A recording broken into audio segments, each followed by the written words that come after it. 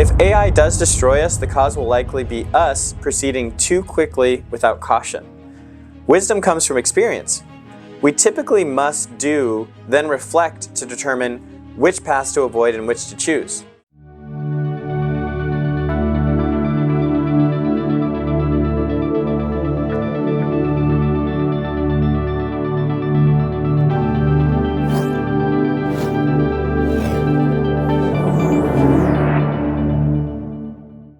Hey Sapiens! So last time we talked about some really cool stuff. We got into evolution, but also the fitness beats truth theorem. So basically everything that we know and everything that we think and believe could be a total illusion. At least it's not about reality, it's not about truth at all, it's about maximizing fitness, maximizing payoffs in given situations. And also, one of the leading cognitive researchers in current times, Anil Seth, he has this idea that consciousness is a controlled hallucination. If consciousness is like a controlled hallucination within certain boundaries, then we could see that life is like a dream. Consciousness is a dream state. Our dreams are simply more disconnected states of our brain. Not all of the regions are functioning normally. Dreams appear distorted, but our waking state is different in coherence and acuity. We are all dreaming similarly enough that we can interact with each other. As evolutionary creatures, we see the world in a delusional and distorted way, shaped by the adaptation of our ancestors. The best we can do to get close to objective reality is to reflect on our thinking, beware fallacies and cognitive biases, and rely on tools to interact with what we want to measure in as direct a way as possible. We can now see our evolutionary world as the optimization problem it is. Achieve fitness, which allows for self-organizing structures to persist through time. We can in principle graph life on a two-dimensional plane of fitness over time. Alternatively, we could graph loss of fitness, the error, over time. Measuring the error is truth agnostic. If we don't know what's true and what strategy works long-term, we can measure how wrong we are by a lack of success. Many strategies will not work, some strategies will, fewer still will be very successful over the long term. Of course, the evaluation of life is multidimensional. We are in a constant need to maintain homeostasis, necessitating powerful urges for water, food, socializing, etc. For every need and personal desire, we must add its own dimension on an axis. Quickly, we move from 2- and 3-dimensional space to a large number of dimensions. The problem is described as the curse of dimensionality. So a quote here, "The curse of dimensionality refers to various phenomena that arise when analyzing and organizing data in high-dimensional spaces that do not occur in low-dimensional settings such as 3-dimensional physical space of everyday experience. The common theme of these problems is that when the dimensionality increases, the volume of the space increases so fast that the available data becomes sparse. This sparsity is problematic for any method that requires statistical significance. In order to obtain a statistically sound and reliable result, the amount of data needed to support the result often grows exponentially with the dimensionality. Also, organizing and searching data often relies on detecting areas where objects form groups with similar properties. In high-dimensional data, however, all objects appear to be sparse and dissimilar in many ways, which prevents common data organization strategies from being efficient. Limiting ourselves to 3 dimensions, we can visualize the shape error takes. Each point represents a pattern, a state, a strategy taken by an agent. The proximity of a point means a similar strategy. So if this is confusing to you, imagine that you're on top of a mountain and want to get down as fast as you can. You can look for the steepest descent. Every once in a while, you pause to look around. If any part looks faster, steeper, then you take that. If an agent followed a rule, never go up, only go down, we can see what might happen. If they find a small valley, a sunken area, they would get into the hole and stay there. Because again, you don't want to go back up. That feels like the opposite way. You only want to go down. They can't get out because they would break their rule going up, which is the opposite of what they want to do. They're stuck, and we know this is silly. If they walk a little further, they will quickly see that it is not the lowest point, just the lowest point near them. So we need to get to the bottom. The sunken valleys we find can become traps. it only seems like the best option. These are what's called local minima, the lowest errors in a given region. And what we want to do is find a global minima. So this is just the lowest point in all of the space. There are often little saddle points too, just like how a saddle is shaped that you would sit on, which can be a little confusing. The lowest error of all errors is the global minima. That's the least error we can have given the conditions. The global minima represents the optimal strategy, the best we can do. Unfortunately, not every problem space has a global minima, or we can never find it. The curse of dimensionality makes the problem worse because each new dimension makes us less certain we found a minima because there's so much more space to explore. There are many non-obvious problems like saddle points, which appear as though we found a local minima, but it's an oscillation at a balanced point keeping us from moving further, like a marble in a bowl rolling back and forth. So if that marble goes up and then it goes back down and then it goes to the other side and it ends up just oscillating, so we get trapped there. In 3 dimensions, we can make sense of it. We can make analogies of skiing down mountain slopes and have an understanding of momentum. However, when the dimensions, the variables we measure, go beyond 3, we quickly lose the capacity to visualize and make sense of the space. In our discussion of morality, we listed 5 major spheres, which means at least 5 dimensions to optimize for. With artificial intelligence, we can expand beyond person byte and firm byte knowledge and computation to create a greater power than our cumulative processing. We can exceed our biological limits. I don't believe that humans and other animals will be replaced by AI anytime soon. We are all over 4.5 billion years in the making through an evolutionary process. The amount of computation time required to understand everything useful about humans and our lives to make us redundant or a problem to be disposed of is likely a greater cost than simply keeping us around and retraining or repurposing us. If AI does destroy us, the cause will likely be us proceeding too quickly without caution. Wisdom comes from experience. We typically must do, then reflect to determine which paths to avoid and which to choose. To chart a path to beneficial AI, we should proceed slowly over generations. The biggest AI threats come from governments engaged in covert cyber warfare, with each government rushing in an arms race to dominate others. Social media and ad-based companies will use AI to hack your attention, learning everything that makes you pay attention, netting them more profit for each ad impression you consume. Of course, any company with a CEO who aims their AI at maximizing their profit with no constraints could lead to an errant AI enslaving many of us for the profit of a handful of people. Remember, the meaning of life is actually to make profit for your shareholders, right? But this is what we're getting to as well. I'm sure many of you have heard of the singularity. So a quote here from Wikipedia: "The technological singularity, also simply the singularity, is a hypothetical point in time at which technological growth becomes uncontrollable and irreversible, resulting in unforeseeable changes to human civilization." According to the most popular version of the singularity hypothesis, called intelligence explosion, an upgradable intelligent agent will eventually enter a runaway reaction of self-improvement cycles, each new and more intelligent generation appearing more and more rapidly, causing an explosion in intelligence and resulting in a powerful superintelligence that qualitatively far surpasses all human intelligence. The pace of exponential growth is so great, some technologists are concerned we will lose control of an AI system within moments of activation. A rapidly self-improving system would make itself better, which would then make itself better. If you make yourself better and then you can make yourself better on top of that, and it keeps going, at each improved stage, the AI would be that much better at evolving into the next stage, quickly rocketing into heights we cannot imagine. We can get lost in imaginations of these possible worlds, but there are quite a few critical assumptions, such as the idea of intelligence being one-dimensional and ignoring diminishing returns. A clear definition of intelligence is difficult and still in progress, but an objective of maximized smartness may not be as clear to a machine as we think. Additionally, we rarely get increasing returns forever. Often we hit limits and barriers we can't go past.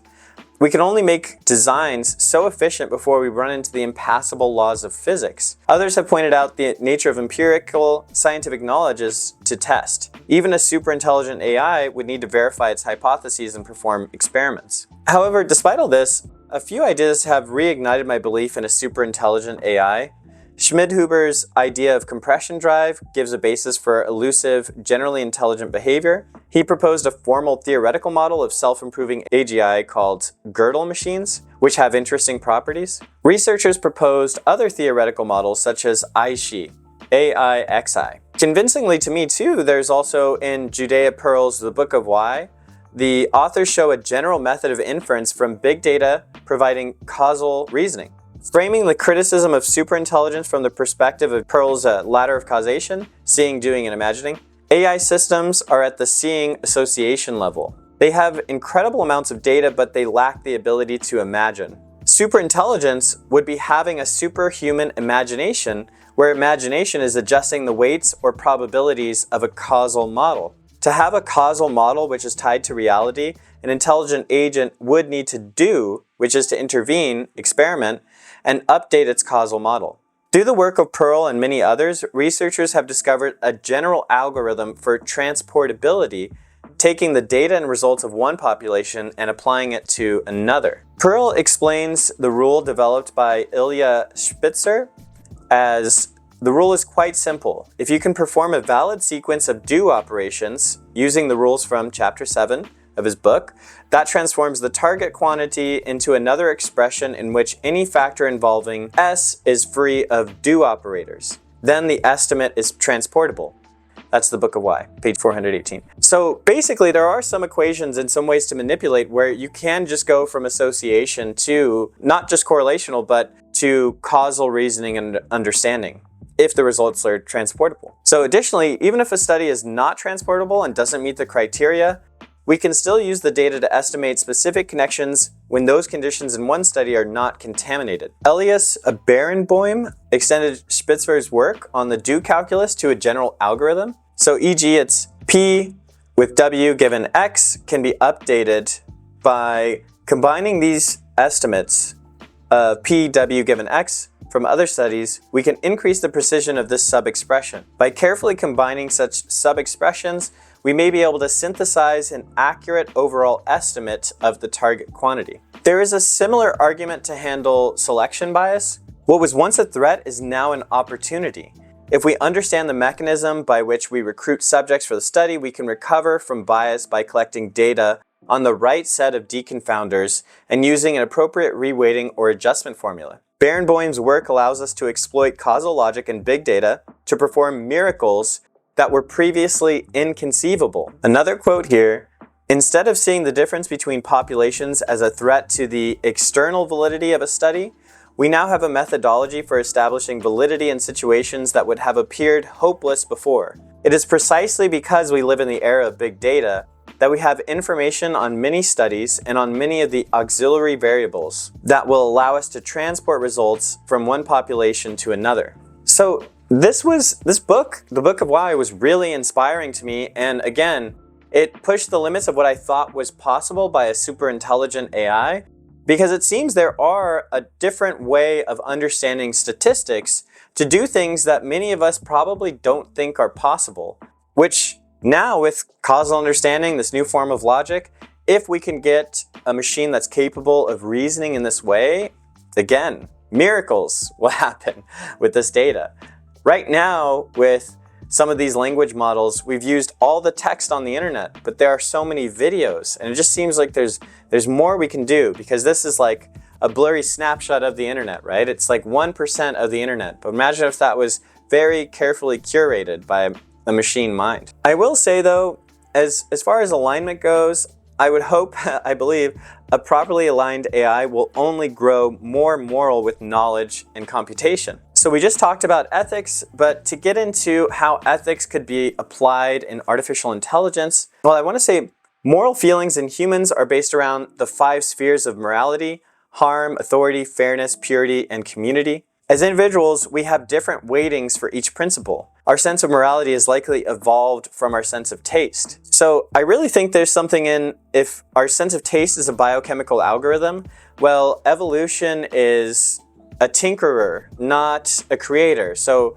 our complex social morality likely didn't evolve suddenly. It was probably adapted from a different domain. And I think taste worked really well. I mean, taste guides us to eat foods which are nutritious. assuming natural foods not made by human experimentation. Nutritious food maintains, protects, and grows our bodies to be well. Again, the basis for good. We are disgusted by things in our environment which would harm us or be useless. Molds, invasive fungi, etc. We are attracted to some behaviors and disgusted by others in a similar way. Our bodies and minds give a subconscious evaluation of behavior, resulting in a moral sense of good and bad. Moral actions can be interpreted as a path to a desired goal state, where the goal is to maximize moral value, wellness, or fitness. Because environments change and have different pressures, moral tastes adapt to the setting to guide intelligent and moral agents.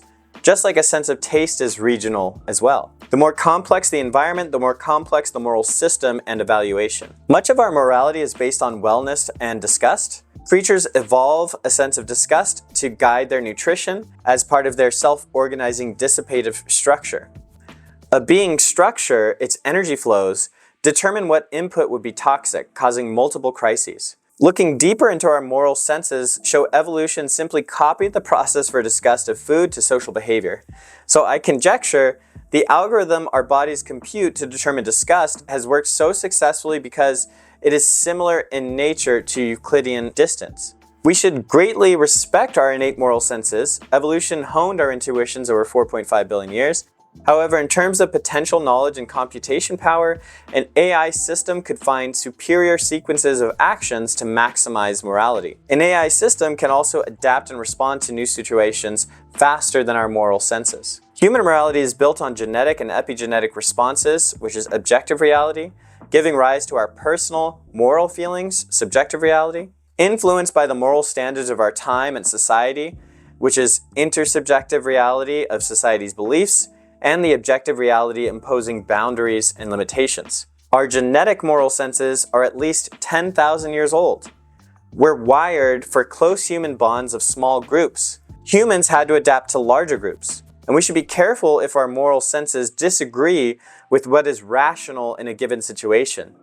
We may not have the moral update needed to reach the optimal conclusion. Moral AI systems will be able to update quickly with new information. These systems can be used to augment and enhance our moral systems shaped by evolution. And some of you might be saying, wait, moral AI, but what about like free will? And do AI have free will? I highly recommend the section Strong AI and Free Will from the Book of Why, again, Judea Pearl. Remember, the current limitations of deep learning, AI programs are on rung 1 of the ladder. So they're seeing an association of the ladder of causation. We need to build systems with the capabilities of doing and particularly imagining. We need to build a causal understanding of the world into the machine, which should be possible from recent advances in cause and effect. Earlier, we spoke of the universe being a deterministic process. At least on the macro level, every event occurs from a preceding cause or causes. On the objective level, we don't have any choice. We were always going to choose the path that we've taken and will take. We're only a more complex version of a leaf blowing in the wind. We're just a leaf that is aware it's floating and thinks it can steer. The objective level of description often makes us feel bad. Not having control doesn't feel good. Accepting determinism takes away all control we hope for. When we observe neurons in the brain, there appears to be no more magic than brain chemistry.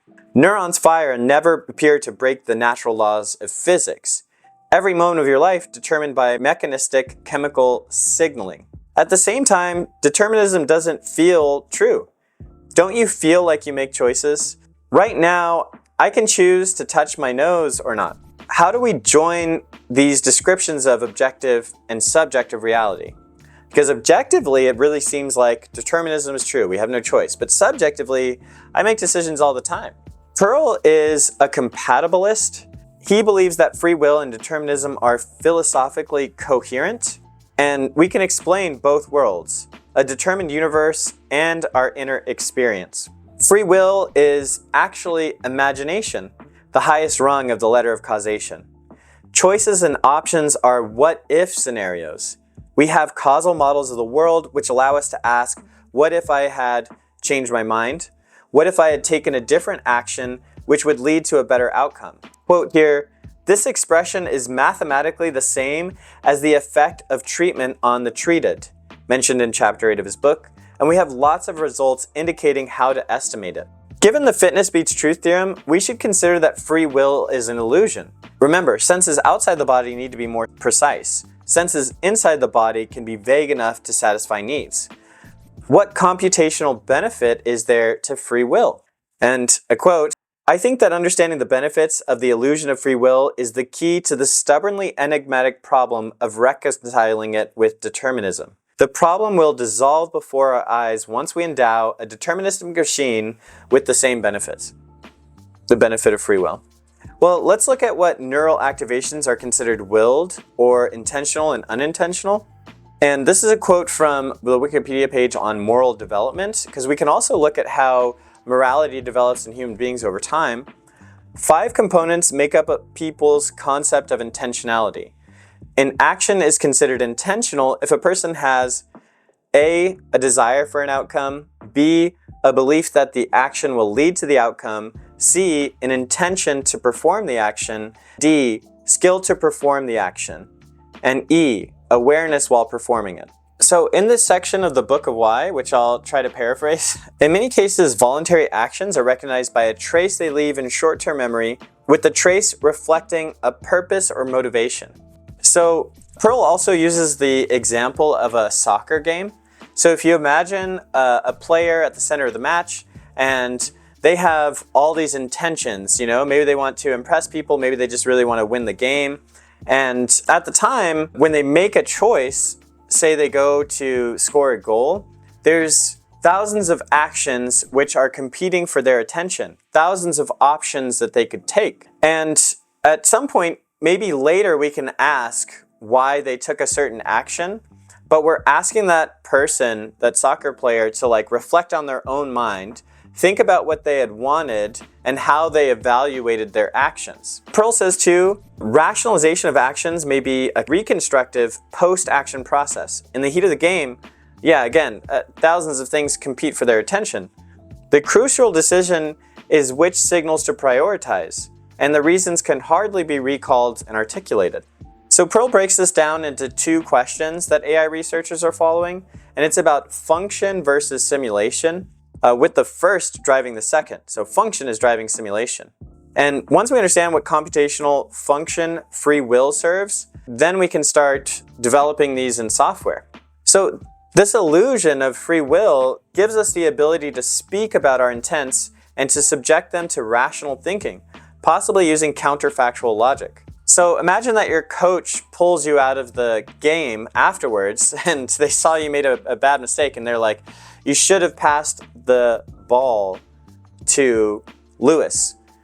Well, when they say that in their 8 words, what's going on? It's actually very complex, and there's a lot of meanings embedded in those simple words. So first, if we talk about should have, that's trying to transmit the information very quickly from the coach to the player that in the future, when faced with a similar situation, you should always choose to pass the ball in that case, rather than take the shot yourself.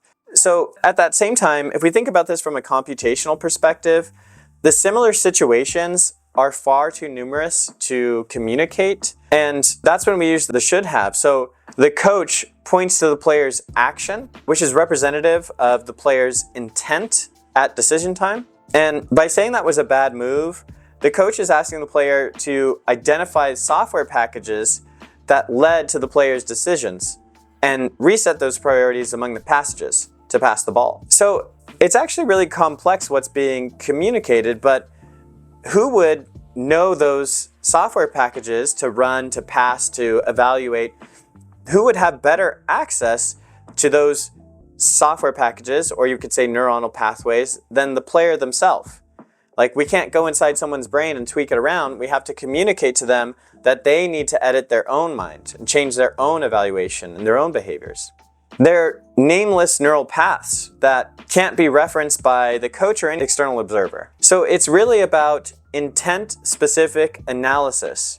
Thinking in terms of intents, therefore, offers us a shorthand to convert complicated causal instructions into simpler ones. So Pearl really thinks that if you had a bunch of robot soccer players on a field, then it would be computationally more efficient for them if they were to think in intent-specific analysis, if they were to think that they had intentions and could communicate as if they had free will, then they would play soccer better and more efficiently. So it's weird, like if these soccer robot players could act as if and speak as if they had choices, it would be better for them to play. But in order to communicate naturally with humans, strong AIs will certainly need to understand the vocabulary of options and intents. And so they'll need some illusion of free will, they'll need some idea of it. The ability to reason about one's own beliefs, intents, and desires has been a major challenge to AI researchers and defines the notion of agency. Philosophers, though, have studied this as a classical question of consciousness. So what's the difference between like a program that we have on our computer and a software agent program? Does a software agent program have agency, and how is it so different? If we can make an algorithm for counterfactuals, it's going to be a major step forward for questions about consciousness and agency. So Pearl says that there would be 3 parts to making a conscious agent program, or an agent program that we could say has agency. And first, it would need a causal model of the world. It would also need a causal model of its own software. So, what makes it tick, how it makes decisions. And it would also need a memory that records how intents in its mind correspond to events in the outside world. So again, it's like, I have to think, what was I thinking at that time and what did I end up choosing? We have to have a memory of that. He also goes on to say that he believes that we will be able to make machines that can distinguish good from evil, at least as reliably as humans. But that first requirement of a moral agent for a moral machine is to be able to reflect on its own actions, which is also counterfactual analysis. And once we can program self-awareness, then he believes that, and I also agree, empathy and fairness would follow, because it's based on the same computational principles. But if it can do it for itself and you're just adding multiple agents into that, it seems like you would be analyzing the other agent's perspective from your own self-perspective. But again, people talk about Isaac Asimov's 3 laws of robotics, and it's super interesting, but that's rule-based. And so this is a very different approach to morality than finding these perfect rules. It's really about intents and outcomes here that help to define morality. So he thinks that we should be equipping machines with the same cognitive abilities that we have as humans, which include empathy, long-term prediction, and self-restraint.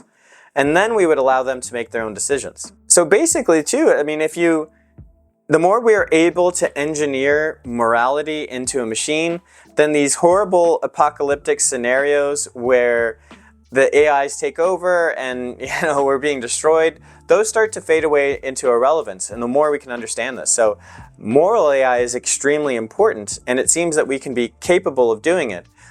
And again, we tend to think, well, what about humans? We're not super rational and we're not super moral as much as we claim to be, and we made all these mistakes. But again, I think with machines, we can start to really analyze it and break it down and update it more objectively than we are able to do with ourselves.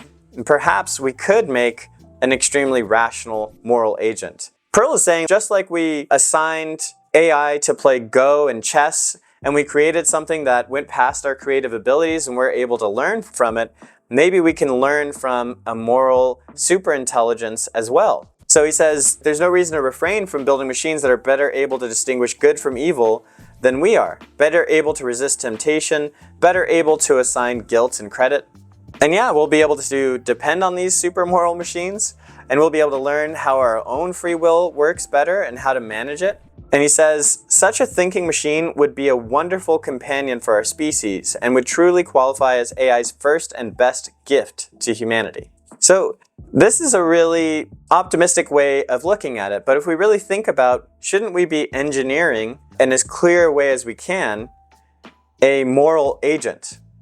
AI that acts morally but also thinks morally and is able to explain morality. But let's sit and reflect though. This view of morality and agency leads us to conclusions which may be uncomfortable. While we accept all agents we know of live in a causally determined world in which the choices we make were entirely determined by preceding factors, we still have a framework to assign moral praise and blame. Once an agent is able to reflect on its actions and intents, then update its future decisions to change its response, we can treat it as a moral agent.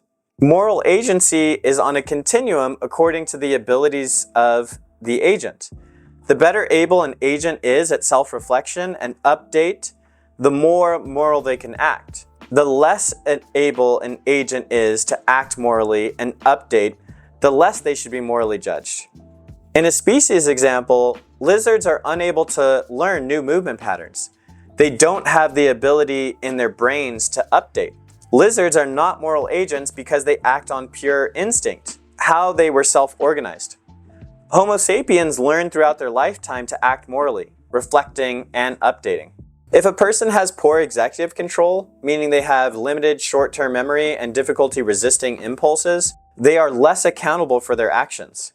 If a person has an area of the brain that is smaller and weaker than average, it cannot be fair to judge them by a normal standard. Of course, we can say if we were in their situation, we would have acted differently. What we're saying is, if we were in the same environment, we would react differently.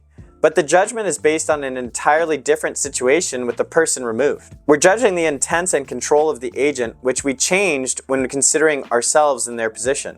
If we keep that person in the same situation, we see the agent could never have acted differently. Their neural activation patterns were determined by preceding causes beyond their control. Rather than excusing any action, we see the focus of criminal justice should always be on reform of the perpetrator and reparations to the harm. Punishment has no place in moral systems other than deterrence. When an agent cannot update from punishment, the punishment is worthless and only begets needless suffering. Justice for offenders should be proportional to their moral agency and focused on reforming the offender for future interactions. As a person ages beyond their prime, they have less moral agency. As mental faculties for reflection and control decline, so too does moral ability. So we must develop moral beneficial AI to avoid doomsday scenarios. As a species, we must decide against what some describe as errant technology, not AI, the misaligned programs that try to change us all into paperclips or generally lack empathy. Clearly, we see a divide between moral intelligence and general intelligence, which finds a path to a desired goal state without judging the end goal against any standard. If we aren't careful, AI will be created purely for power and dominance by the government and rogue corporations. Each person is morally responsible for what they choose to support. So I hope you choose to support a moral system and the development of a moral AI to enhance our wellness. Okay, so before I go on with this section, I'm almost done here, so we're almost through. But of course, when I wrote this, I have continued reading other sources, and I always think about this. Free will is really tough. And a book I would recommend, two books actually, it's Robert Sapolsky's Determined, which is an excellent work, although somewhat crushing. Now, of course, he doesn't believe in free will of any kind, at all. And another work I would suggest too is Sean Carroll's The Big Picture, where he talks about compatibilism. I will tell you that the majority of philosophers today, at least in a survey from a while ago, are compatibilists about free will. So they do think that you can hold determinism and free will both at the same time. And it's really weird to dig into these conversations. I wouldn't say I was a compatibilist for a long time. When you dig in, it really feels like free will is being redefined. And it is worth, though, really thinking about free will, because when we talk about it, we often say, I made a choice. They made a choice. When you say should, you had all the options, and you should make the choice of this one, etc. So I think this language is not going anywhere. I think we'll always have it. I think there's something to being a limited, finite, subjective creature that makes choices. It's going to feel like free will. So this is complicated, but I would almost say, like in Determined, that I'm like a compatibilist who understands that we have future free will. Basically, when you have an agent like described here that's able to learn new behaviors and update its actions for the future, then you have more of a moral agent, even if that is all determined. Like, again, it's wrong to morally judge a lizard for the most part, but we're different from a lizard in that we can learn new behaviors. And that's inherent to free will. So what about endowing AGI with a sense of self? I once believed that intelligence would beget morality. The smarter a person is, the more they can determine good from bad. The morally good overlaps with the optimal rationality. And this is partly true. However, this involves a functional sense of self, empathy, compassion, and caring for others. Our current level of AI is psychopathic or narcissistic. Objective functions don't include subjective or intersubjective levels in meaningful ways. In the near future, AI will have cold or cognitive empathy. It will know by data what our feelings and needs are to manipulate us into achieving its goals. This leads to nightmare doomsday scenarios for seemingly innocuous goals like paperclip maximizer. There is always a risk AI will find an exploitation we have not considered, which is particularly true for a vast intelligent AI or when processing is faster than any human review. So, I mean, this is like the trickiest problem and why I think we do need to give AGI a sense of self. It's that we may one day need an AI that has to act faster than human review. So it needs to be able to make a choice before we can intervene on it. And in that case, we'd better hope that it has a very good idea of a sense of self, what's good, what's bad, positive and negative. And it can't just be about optimizing an objective function, because if it is, it's likely to find some exploitation that we really don't want. An important work is given by Stuart Russell. It's the book Human Compatible Artificial Intelligence and the Problem of Control. So, quote here, Russell then proposes an approach to developing provably beneficial machines that focus on deference to humans. Unlike in the standard model of AI, where the objective is rigid and certain, this approach would have the AI's true objective remain uncertain, with the AI only approaching certainty about it as it gains more information about humans and the world. So this is a really interesting idea that we talked a little bit about before too. It's like, what about when you don't know what your end goal is? How do you take actions to get there? And I would definitely recommend Human Compatible, and it's also in AI, A Modern Approach, literally the default textbook for like the field of AI. So he's like a godfather, Stuart Russell, and he's thought about this a lot. And if you read the book, AI, A Modern Approach, now this is their standard for controlling AI and alignment. But in my view, this would be categorized more as an intersubjective solution. So it's based on the collective behavior and preferences of a group of humans. So it's about trying to understand what a group of people are, or what their preferences are, what they want. So again, it's intersubjective. And part of what this solves is, in the alignment problem for AI, is if the AI concludes humans would want the AI to shut itself off, it will. So again, it's trying to figure out what do we want, and if we want it to shut itself off, then it will. And this is like how we would stop an AI. However, I believe AGI will need something like a sense of self, a self-boundary, internal, external awareness, access to positive and negative emotionality. I wanted to go past human-level AI to something greater, but the alignment problem makes me believe we will need a more human-based sense of self, even if the sense of self is ultimately an illusion. Further study of healthy and diseased people will give us critical insights towards building a self. So again, we can get these three levels of alignment in AI. We can have objective reality and alignment based off of objective maximization. So this is really just like maximizing or minimizing a mathematical equation with measurements and values. Potentially, if we have a software package or develop something that endows agency and a sense of self in an AI agent and a program, we have that subjective sense of self, how it can view its own intents and actions and have a memory of them and update itself. Then there's also the sense of human compatible, where we don't let it know explicitly what we want. So we're not giving it just this objective thing to maximize. It has to guess. And in that way, it looks to us to have more information. And that's the intersubjective alignment. So we have three options here, and like, how do we weight them? And I don't claim to give a full answer now, but I think there are a lot of possible solutions that we could go for and a lot of testing we could do. So I will pause here. We'll pick it up again soon, but thank you for joining me and I hope it's getting really good. Talk to you later.